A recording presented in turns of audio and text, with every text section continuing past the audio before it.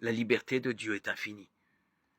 Mais sa liberté n'est-elle pas précisément de ne pas choisir, d'être tout à tous, disponible à tous, pour que tous, suivant des cheminements infiniment divers, parviennent à la découverte de sa miséricorde? Comment édicterait-il des lois discriminatoires ou simplement défensives? La loi du royaume, c'est la miséricorde.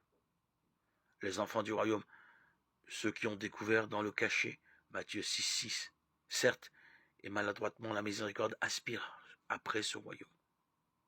Ils y aspirent parce qu'ils en sont déjà, qu'ils ont une certaine expérience du royaume. Expérience encore limitée et peu confortable dans le monde où ils vivent, mais suffisante pour leur donner le désir de ce royaume où la miséricorde ne sera plus mesurée, mais s'épanouira en communion. Cette expérience, c'est celle de la gratuité du don de Dieu. Cette intrusion incroyable dans notre vie d'un Dieu qui n'annonce que la miséricorde. Ce royaume déjà là, pas encore là, ne se saisit pas dans un environnement humain, mais bien en profondeur, dans une attitude du cœur.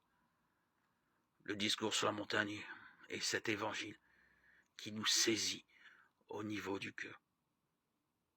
Heureux ceux qui appartiennent à ce royaume. Leur vision du monde, de la vie, des relations est totalement changée. Elle suit le regard de Dieu, qui voit déjà ce monde nouveau établi dans la miséricorde.